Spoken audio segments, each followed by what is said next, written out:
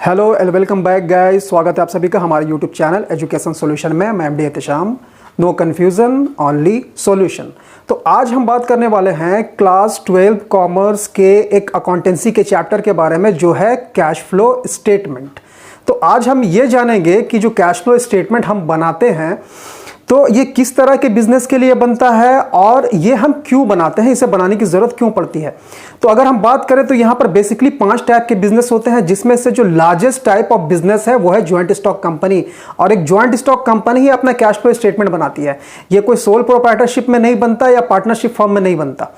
तो ये तो पता चल गया कि कौन किस तरह का बिजनेस में ये कैश फ्लो स्टेटमेंट बनाया जाता है। अब हम बात करते हैं कि व्हाई इट इज प्रिपेयर्ड। जबकि एक जो ज्वाइंट स्टॉक कंपनी होती है वो पहले ही अपना फाइनल अकाउंट बना के पीएल में अपना प्रॉफिट निकाल चुकी है, कंपनी को पता है कि मेरा प्रॉफिट कितना है, तो फिर कैश फ्लो स्टेटमेंट बनाने की जहमत क्यों उठाते हैं हम। इसके पीछे रीजन ये है, मैं एक एग्जांपल के साथ आपको समझाता हूं। सपोज करो कि आपने कुछ खिलौना जो है वो खरीद के लाया 100 रुपए में, और आप इन खिलौनों को पूरा का पूरा आपका बिक गया। मान लो आपने टोटल 150 रुपए में बेचा, आपका सेलिंग प्राइस टोटल 100 रुपए के अगेंस्ट 150 रुपया था, तो 50 रुपया जो है वो आपका प्रॉफिट हुआ। ठीक है, अभी इस तरह से समझो, जरूरी नहीं है कि पूरा 50 रुपया तो आपका प्रॉफिट है, ठीक है, लेकिन इन टर्म्स ऑफ कैश पूरा 50 रुपया आपके पास आया हो, यह जरूरी नहीं है। हम ये मान लेते हैं कि आप जो सेल करते हो तो आपका सिस्टम यह है कि आप 50% उधार में देते हो।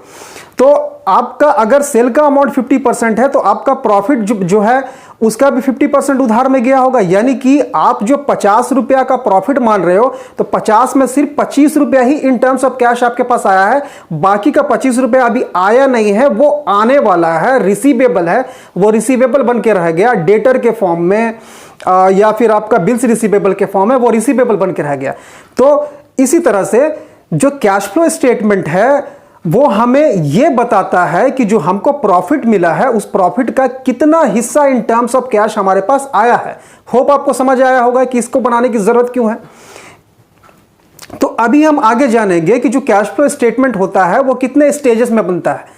हम एक कंपनी का कैश का इनफ्लो या आउटफ्लो जो जानते हैं, कैश का आना या जाना, तो कितने स्टेजेस में कैश का आना और जाना हम देखते हैं। तो इसका 3 एस्पेक्ट है। एक है cash flow from operating activities, दूसरा है cash flow from investing activities, और जो तीसरा है वो है cash flow from financial activities. उसके बाद हम इक्विवेलेंट निकालते हैं कैश का, वो बाद में देखेंगे। तो हम आज डिस्कस करने वाले हैं एक्सप्लेनेशन में cash flow from operating activities का, बट मैं ब्रीफली आपको बता देता हूं कि इन्वेस्टिंग में किस तरह के आइटम आते हैं और फाइनेंशियल में किस तरह के आइटम आते हैं और क्यों आते हैं। तो अगर हम बात करते हैं इन्वेस्टिंग की, तो इन्वेस्टिंग में सिर्फ फिक्स्ड एसेट को लिया जाता है या जिसे नॉन करंट एसेट कहते हैं। इसमें इन्वेस्टमेंट भी आ सकता है, बट अगर लॉन्ग टर्म हो तो, शॉर्ट टर्म है तो इसमें नहीं आएगा। क्यों? क्योंकि अगर आप किसी एसेट को खरीद रहे हो तो एसेट खरीदने पे पैसा खर्च करना कैपिटल एक्सपेंडिचर कहलाता है, और कैपिटल एक्सपेंडिचर मींस इन्वेस्टमेंट। इसलिए इन्वेस्टमेंट में फिक्स एसेट कैटेगरी या नॉन करंट एसेट कैटेगरी के आइटम्स ही आते हैं। अब हम बात करते हैं कि जो हमारी कंपनी है, तो कंपनी में जो भी पैसा लगा हुआ इसमें पूरा पैसा हमारा खुद का नहीं होता, कुछ पैसा हम बोरो करते हैं, मतलब कहीं से उधार लेते हैं। ये in terms of preference share capital हो सकता है, इक्विटी शेयर हो सकता है, डिबेंचर के बदले में हो सकता है, या फिर हमने बैंक से लॉन्ग टर्म लोन लिया हुआ ये हो सकता है। तो अगर किसी से हम उधार ले रहे हैं तो हम ये बोलेंगे ना कि ये फाइनेंस है। जैसे एग्जांपल के तौर पे कि अगर आपने एक मोटर बाइक खरीदनी है, उस बाइक का कीमत अगर 1 लाख रुपया है, तो 1 लाख रुपया अगर आप ऑन द एग्रीमेंट ही 1 लाख रुपया पेमेंट कर देते हो, ले लेते हो, तो बात खत्म है। लेकिन अगर आपने उसे इंस्टॉलमेंट में लिया, यानी कि पेमेंट पूरा अभी नहीं कर रहे हो, उधार में आपने ले लिया, धीरे धीरे दोगे, तो आप ये बोलते हैं कि मैंने बाइक को फाइनेंस करवाया है। तो फाइनेंस करवाने का मतलब ही होता है बोरो करना, उधार लेना। तो इस सिचुएशन में जो कंपनी है वो किससे उधार ली होती है? शेयर होल्डर से, यानी कि इक्विटी शेयर और प्रेफरेंस शेयर डिबेंचर होल्डर से, यानी कि डिबेंचर्स के अगेंस्ट में, और बैंक से लोन ली हो सकती है। तो ये सारा फाइनेंस है, इसलिए इन सब आइटम्स को हम फाइनेंशियल एक्टिविटीज में रखते हैं। चलिए हम हमारे डिस्कशन को आगे बढ़ाते हैं। हम बात आज करने वाले हैं ऑपरेटिंग एक्टिविटीज के बारे में डिटेल से। तो ऑपरेटिंग एक्टिविटीज में हम लेकर आते हैं वो प्रॉफिट जो कि हमें कंपनी के फाइनल अकाउंट बनाने के बाद पीएल अकाउंट बनाने से जो प्रॉफिट हमको मिला है, पीएल अकाउंट कंप्लीट करने के बाद जो प्रॉफिट निकाल चुके हैं हम उस प्रॉफिट को लेके आते हैं। तो इसमें तो कैश और क्रेडिट दोनों जुड़ा हुआ, जैसा कि मैंने आपको बताया था। तो इसमें से कैश वाला को हमको फिल्टर करके निकालना है इसमें से। तो हम क्या करेंगे, जो सबसे पहले हम इसमें ऐड करते हैं जो एक्सपेंसेस होता है। तो एक किस तरह का एक्सपेंसेस को हम ऐड करते हैं, जो नॉन कैश एक्सपेंसेस है। तो यहां जो एक्सपेंसेस होते हैं वो इस एस्पेक्ट में दो टाइप के हो सकते हैं, एक कैश एक्सपेंसेस, दूसरा नॉन कैश एक्सपेंसेस। एक एग्जांपल लेके समझते हैं। अभी सपोज करो कि सैलरी है जिसका आपने पेमेंट किया है और डेप्रिसिएशन है जो आपके नॉन करंट एसेट्स पे चार्ज हुआ है। मान लो मशीन का डेप्रिसिएशन है, तो आप सैलरी को भी पीएल के डेबिट साइड में लिखते हो, यानी कि अल्टीमेटली ये प्रॉफिट से घट रहा है, और डेप्रिसिएशन को भी पीएल के डेबिट साइड लिखते हो, यानी कि ये भी प्रॉफिट में से घट रहा है। दोनों ही अमाउंट प्रॉफिट को कम कर रहे हैं। लेकिन लिटरली अगर देखा जाए तो आउटफ्लो ऑफ कैश सिर्फ सैलरी के होने से हुआ है, डेप्रिसिएशन के होने से कैश हमारे पास से नहीं जाता। लेकिन चूंकि हमने पहले घटा दिया था पीएल अकाउंट में, तो अब उसे ठीक करने के लिए वापस से हम क्या करते हैं, जोड़ देते हैं। तो नॉन कैश जो एक्सपेंसेस होता है उसका एग्जांपल में वो सारे एक्सपेंसेस आएंगे जिसके होने से कैश नहीं होता, जैसे कि डेप्रिसिएशन हो गया, गुडविल रिटर्न ऑफ हो गया, प्रीलिमिनरी एक्सपेंसेस रिटर्न ऑफ हो गया, यानी कि और जितने भी फिक्सिशियस एसेट होते हैं उसका वैल्यू कम होना, ये सारे हमारे नॉन कैश एक्सपेंसेस में आते हैं। इसका जस्ट उल्टा होगा, जब एक्सपेंसेस है तो इनकम भी होगा। तो इनकम भी जो है हमारा नॉन कैश हो सकता है। किस तरह का, जैसे डेप्रिसिएशन का होना नॉन कैश एक्सपेंसेस है, तो एप्रिसिएशन का होना नॉन कैश इनकम होगा। एप्रिसिएशन मतलब increment in the value of asset.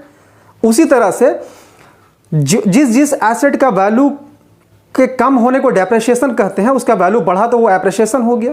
तो उस तरह की कोई चीज़ है तो वो इसमें आएगी। या फिर मान लो कि अगर हमारे पास कोई एसेट है पुराना, हम उम्मीद कर रहे हैं कि उसे बेचने से हमें 2000 मिलेगा, लेकिन बेचने से अगर 2500 मिल जाता है, तो यहाँ तो 500 फायदा हो गया। हमें ये 500 फायदा हो गया।